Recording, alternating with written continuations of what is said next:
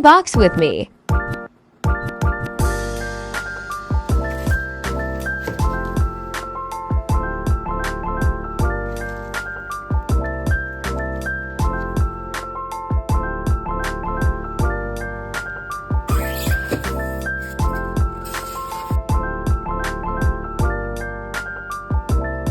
Dito sa Mia Smart Fish Tank, meron tayong mga buttons na pwede pang feeder, pang pump, at pang ilaw.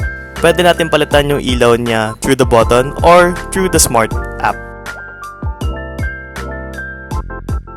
As you can see, madami po tayong kulay na pwede natin pagpilian, depende sa preference nyo.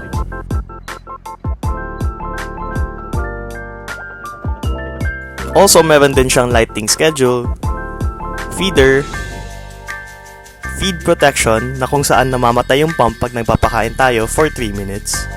Then mag-on siya ulit.